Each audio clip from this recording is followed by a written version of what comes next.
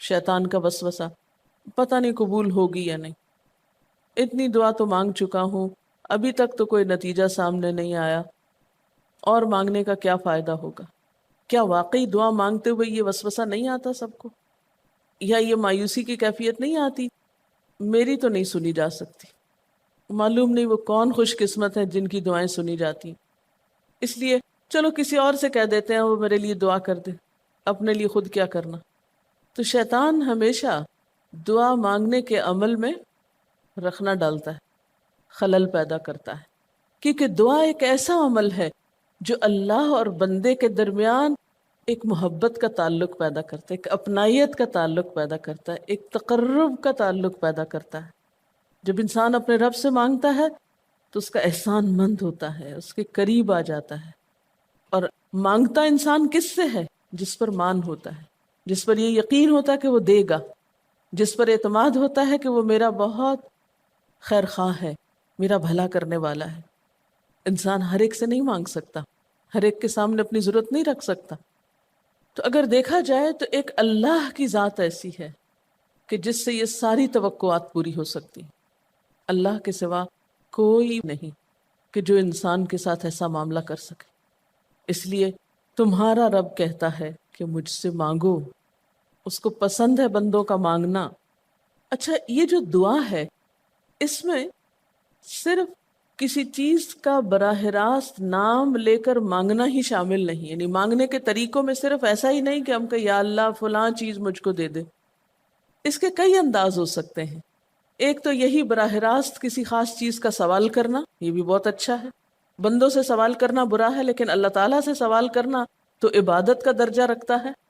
یعنی کتنا پیار آتا ہے نا اللہ تعالیٰ پہ کہ ضرورت ہماری ہے اور ہمارے اس مانگنے کے عمل کو بھی عبادت کہہ رہے ہیں، کیونکہ ایک تعلق ہے نا، وہ وقت اس کی یاد میں گزرتا ہے، اس کی طرف متوجہ ہو کر گزرتا ہے، اس لیے وہ وقت بھی عبادت بن جاتا ہے، وہ عمل بھی عبادت ہو جاتا ہے۔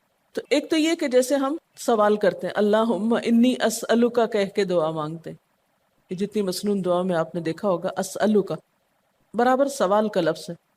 لیکن کچھ دعائیں ایسی ہوتی ہیں جس میں سوال نہیں کیا جاتا، صرف اللہ تعالیٰ کی حمد و ثنا کر دی جاتی ہے، جیسے حضرت ایوب علیہ السلام نے کہا تھا انی مسنی الضر وانت ارحم الراحمین۔ یہ بھی دعا کا ایک انداز ہے، مانگا کچھ بھی نہیں، بس اپنی تکلیف کا اظہار کر دیا اور اللہ تعالیٰ کی حمد و ثنا کر دی، مجھے تکلیف پہنچی ہے اور آپ سب سے بڑھ کے رحم فرمانے والے۔ یہ بھی نہیں کہا آپ رحم فرمائیے، کہ آپ تو سب سے بڑھ کے رحیم ہیں اور میری تکلیف آپ جانتے ہیں۔ یہ بھی ایک سٹائل ہے۔ اسی طرح کوئی ذکر کر دینا، مثلا استغفار پڑھنا۔ اب استغفار پڑھنے والے کے لیے کتنی خوشخبریاں ہیں کہ اس کا ہر مسئلہ آسان ہو سکتا ہے اس کی وجہ سے۔ خیر اس میں تو بخشش کی طلب ہوتی ہے، ایک طلب کا انداز ہے، لیکن استغفار جو ہے وہ عام دعا سے ذرا مختلف ہے۔ اسی طرح درود شریف پڑھنا، اس میں اپنے لیے تو آپ کچھ بھی نہیں مانگ رہے ہوتے، نبی صلی اللہ علیہ وسلم کے لیے مانگ رہے ہیں، لیکن وہاں کیا ہو رہا ہے کہ جب آپ ان کے لیے رحمت کی دعا مانگتے ہیں اللہ تعالیٰ آپ پہ 10 رحمتیں فرماتے ہیں۔ یہ بھی ایک مانگنے کا انداز ہے۔ اب درود شریف پڑھنا جو ہے باعث برکت بھی ہے، عبادت بھی ہے، ذکر بھی ہے اور ایک طرح کی دعا بھی ہے۔ اسی طرح بعض اذکار کے آپ نے کتنے فائدے دیکھیں، صبح شام کی دعاؤں میں آپ دیکھیے آپ پڑھتے ہیں بسم اللہ الذی لا یضر مع اسمہ شیء فی الارض ولا فی السماء وہو السمیع العلیم۔ یہ صرف ذکر ہے، اس میں آپ مانگ تو کچھ نہیں رہے، لیکن کتنی فضیلت ہے اس کی کہ جو شخص یہ دعا پڑھے گا اس کو کوئی چیز نقصان نہیں دے گی۔ اس میں آپ یہ نہیں کہہ رہے کہ یا اللہ میں تجھ سے سوال کرتا ہوں کہ ہر نقصان دہ چیز کو مجھ سے دور کر دے، نہیں۔ پھر اسی طرح اللہ تعالیٰ کی حمد و ثنا کے جو کلمات ہیں، مثلا لا الہ الا اللہ وحدہ لا شریک لہ لہ الملک ولہ الحمد وہو علی کل شیء قدیر۔ عرفات کی حدیث میں آتا ہے کہ آپ نے فرمایا کہ عرفات میں میری دعا اور مجھ سے پہلے انبیاء کی دعا یہ کلمہ ہے، یہ لا الہ الا اللہ۔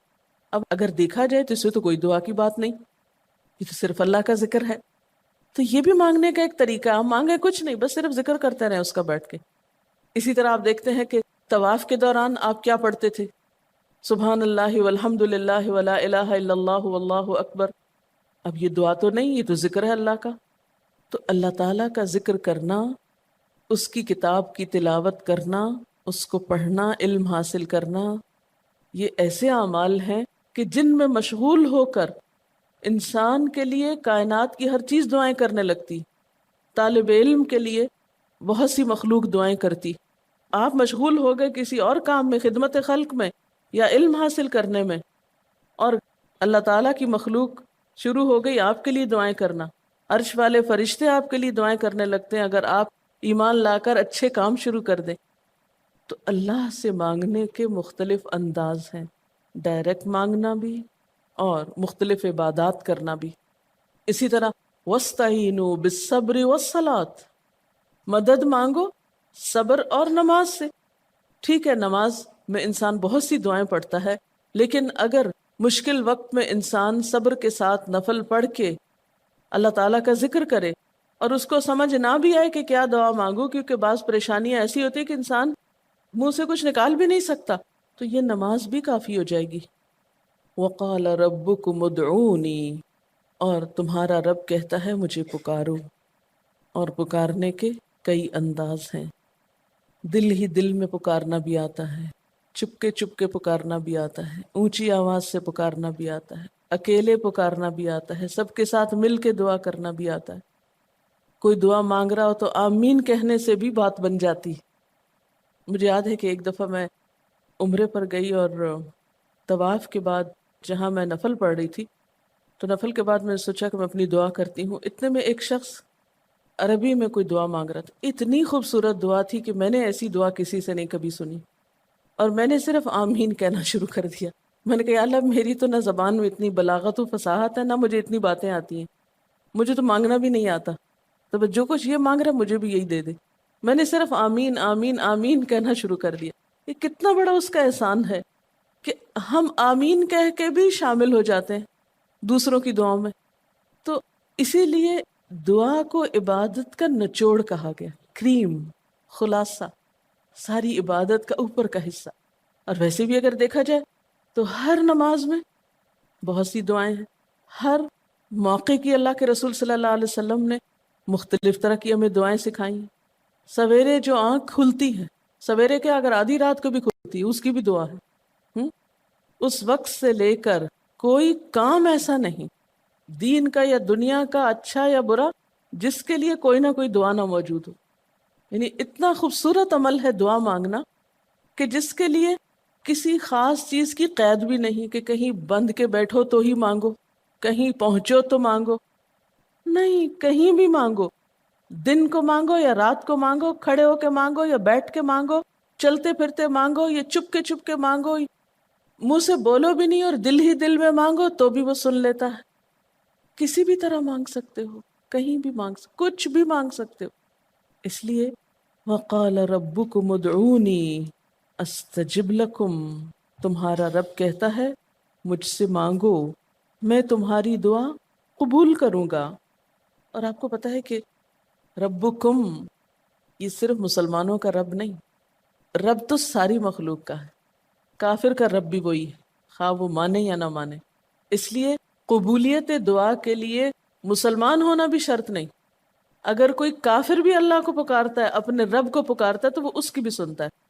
اور خصوصاً اگر وہ مظلوم ہو، کسی نے اس پہ ظلم کیا ہو، تو وہ فریاد فوراً اوپر پہنچتی ہے، خواہ وہ مسلمان نہ بھی ہو. اس لیے یہ جو دعائیں ہیں یہ آپ سب کو بتا سکتے ہیں، مسلم نان مسلم سب کو سکھا سکتے ہیں، تاکہ وہ اپنے رب کو پکارے اور رب ان کو ہدایت دے. اور پھر آپ دیکھیں گے کہ دعا کے ذریعے جو اللہ تعالیٰ پر اعتماد بیٹھتا ہے، اور اگر وہ خصوصاً یہ کہ جلدی قبول ہو جائے، تو اس وقت جو ایک خصوصی شکر کی کیفیت آتی ہے. لیکن یہ کہ مایوس نہیں ہونا. بات میں یہ کر رہی تھی کہ اس کے لیے کوئی شرط نہیں کہ کوئی شخص بہت نیک مسلمان ہو یا بہت اچھا مسلمان ہو، وہ تو گناہ گاروں کی بھی سنتا ہے. اس لیے بعض اوقات لوگ جب مایوس ہونے لگتے ہیں نا کہ ہم تو بہت گناہ گار ہیں، ہماری نہیں سنی جائے گی، تو انہیں مایوس نہیں ہونا چاہیے. مایوس ہو کے کہاں جائیں گے سننے؟ کس سے مانگنے جائیں گے؟ ان کو بھی پکارنا چاہیے، خواہ کوئی کیسے بھی گناہ میں ڈوبا ہوا، کیسی بھی حالت میں ہو، اور اس کے لیے بھی مانگنا چاہیے.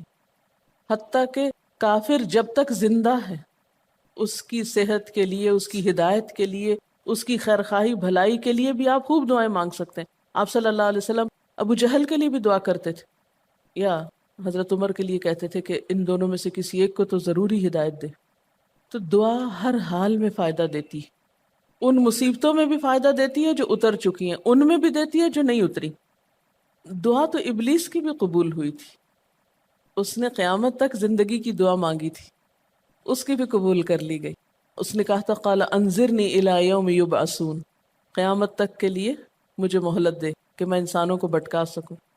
تو اللہ تعالیٰ نے کہا جاؤ، تمہیں مہلت دی گئی. اس لیے یہ خیال تو اپنے دل سے سب نکال دیں کہ ہماری دعا نہیں قبول ہوتی. سب کی ہو سکتی، شرط یہ ہے کہ آپ واقعی دعا مانگ رہے ہوں. ہاں، جو غافل دل سے مانگے اس کی نہیں قبول ہوتی، کیونکہ وہ مانگ نہیں رہا، وہ تو بس صرف ایک فرض پورا کر رہا ہے.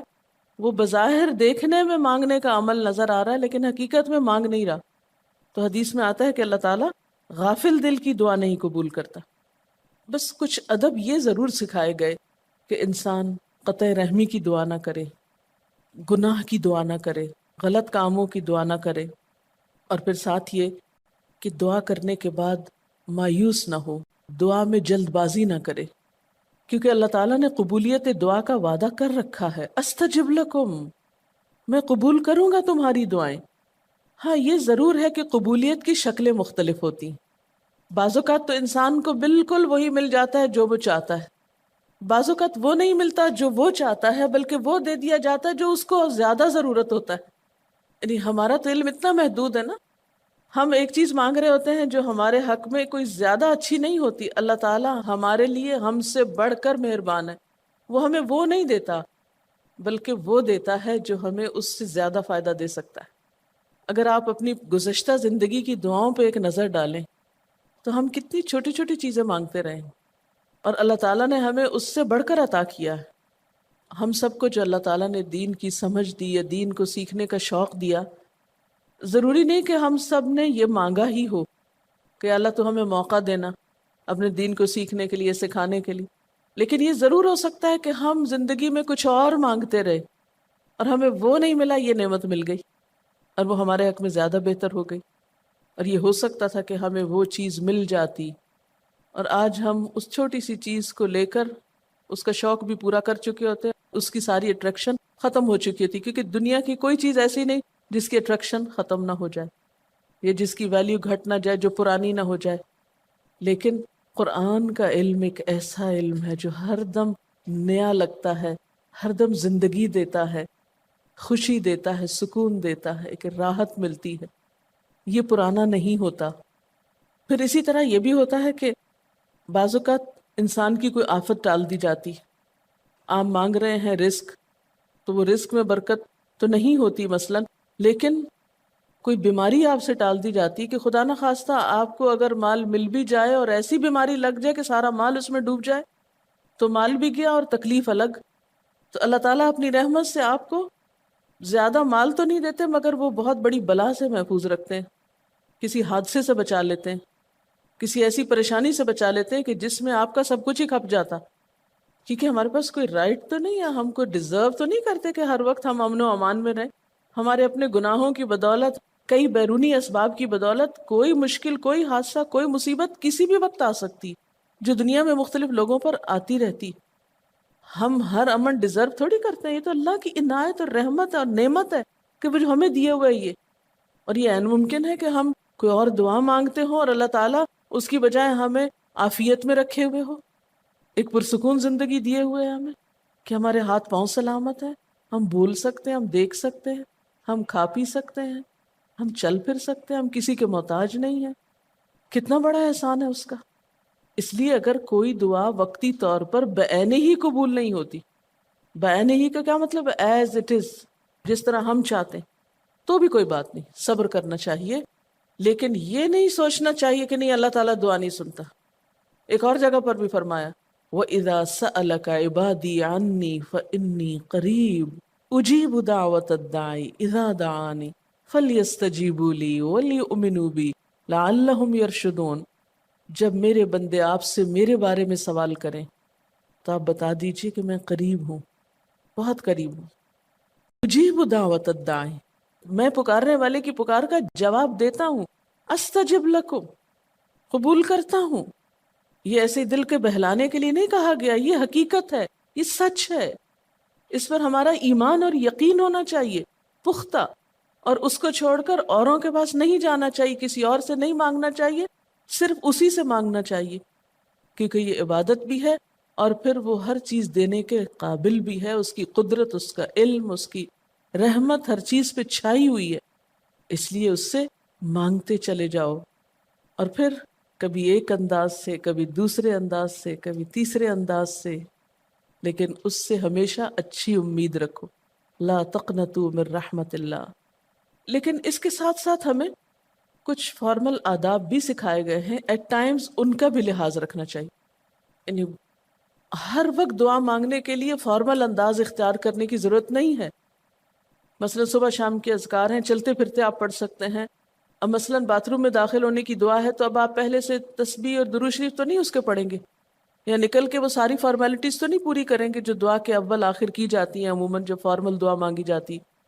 تو ایٹ ٹائمز آپ بس ڈائریکٹ دعا مانگ لیں، ایٹ ٹائمز آپ پوری فارمیلٹیز کے ساتھ مانگ لیں، اور اس میں آپ دیکھیے کہ فارمل دعا مانگنے کا طریقہ کیا ہے کہ اللہ تعالیٰ کی حمد و ثنا سے شروع کیا جائے، نبی صلی اللہ علیہ وسلم پر درود بھیجا جائے، پھر اسی طرح یہ ہے کہ دعا میں عاجزی ہونی چاہیے، مانگنے کا انداز غالب ہونا چاہیے، شعر کے انداز میں چیخ چلا کے دعا نہیں مانگنی چاہیے، یا تقریر کے انداز میں دعا نہیں مانگنی چاہیے، امید اور خوف کے درمیان اعتدال کے ساتھ، پھر اسی طرح یہ کہ دعا میں مبالغہ آرائی نہیں کرنی چاہیے، پھر اسی طرح کچھ چیزیں ایسی ہیں کہ جن کا اگر اہتمام کبھی ہو سکے کبھی کبھار تو بہت اچھا ہے، اور خصوصی جو قبولیت کے اوقات ہیں ان کا لحاظ رکھتے ہوئے ان مواقع سے فائدہ اٹھانا چاہیے، مثلا رات کے تیسرے حصے میں یعنی سحر کے وقت، پھر اسی طرح اذان اور اقامت کے درمیان، صف میں کھڑے ہو کر، صدقہ کرنے کے بعد، کوئی بھی نیکی کا کام کرنے کے بعد، عصر کی آخری گھڑی میں، جمعے کے دن ایک خاص گھڑی میں، سجدے میں دعا، رات کو آنکھ کھل جانے پہ دعا، امر بالمعروف اور نہی عن المنکر کے بعد دعا، تلاوت قرآن کے بعد دعا، عرفہ کے دن کی دعا، رمضان کے مہینے میں خصوصاً روزہ افطار کرتے وقت دعا، پھر عادل امام کی دعا، مسافر کی دعا، بارش کے وقت کی جانے والی دعا، یہ خاص قبولیت کے اوقات اور اسباب ہیں، پھر اتحیات اور درود شریف کے بعد کی جو دعا ہے جو ہم بیٹھ کے نماز کے آخر میں پڑھتے ہیں، یہ بھی صرف رب جعلنی تک ہی نہیں بلکہ اس سے زیادہ دعائیں بھی ہیں۔ پھر اسی طرح جب اللہ تعالیٰ پر بہت پیار آ رہا ہو، بہت دل اس کی طرف متوجہ ہو، کیونکہ اللہ تعالیٰ غافل دل کی دعا نہیں سنتے، تو جب دل بہت متوجہ ہو تو فوراً دعا کے بھی فائدہ اٹھا لیں۔ اسی طرح اضطراری کیفیت میں، بہت بے چینی کے وقت، جب کچھ سمجھ میں نہ آ رہا ہو، بیماری کے وقت، پھر اسی طرح سفر کے وقت، پھر اولاد کی دعا ماں باپ کے لیے، ماں باپ کی دعا اولاد کے لیے، استاد کی دعا شاگردوں کے لیے، شاگردوں کی دعا استاد کے لیے، اور جب دعا مانگے تو انداز کیا ربنا اغفر لی ولوالدی وللمؤمنین، اپنی ذات سے شروع کر کے والدین یا قریبی لوگوں کے بعد پھر سب کے لیے عام دعا، پھر اسی طرح وضو کے بعد کی دعا، کعبہ کو دیکھتے وقت جب پہلی نظر سے دیکھیں، پھر حتیم کے اندر، پھر سعی اور طواف کرتے وقت دعائیں پڑھنا، پھر مزدلفہ میں۔ لیکن یاد رکھیے کہ ان قبولیت کے خاص مواقع اور مقامات کے علاوہ دعا تو کسی بھی وقت کی جا سکتی اور کوئی بھی گھڑی قبولیت کی گھڑی ہو سکتی، اس لیے ہمیشہ دعا مانگتے وقت یہ یقین رکھیں کہ اللہ تعالیٰ قبول کرے گا، مایوسی کے ساتھ دعا نہ ہو، کیونکہ جتنی ہماری دعا کے اندر یقین کی کیفیت ہوگی اتنا ہی انشاءاللہ قبولیت کے چانسز زیادہ ہوں گے۔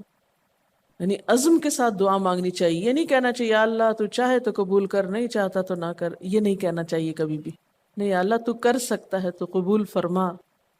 پھر اسی طرح آپ دیکھیں کہ مظلوم کی بد دعا جو ہے وہ بہت تیزی سے قبول ہوتی، کہتے ہیں نا مظلوم کی بد دعا سے بچو کیونکہ وہ کہاں جا پہنچتی ہے، ساتویں آسمان تک۔ اور پھر آپ دیکھیے کہ نبی صلی اللہ علیہ وسلم نے فرمایا لا يرد القضاء الا الدعاء، قضا کو کوئی چیز نہیں ٹال سکتی مگر دعا، یعنی تقدیر بھی بدل دیتی۔ آپ صلی اللہ علیہ وسلم نے فرمایا آدمی جب کبھی اللہ سے دعا مانگتا ہے اللہ تعالیٰ اسے یا تو وہی چیز دے دیتا ہے جس کی اس نے دعا کی تھی، یا اس درجے کی کوئی بلا آنے پہ اس سے روک دیتا ہے۔ آپ صلی اللہ علیہ وسلم نے فرمایا بندے کی دعا قبول کی جاتی ہے بشرطے کہ وہ کسی گناہ کی یا قطع رحمی کی دعا نہ کرے اور جلد بازی سے کام نہ لے۔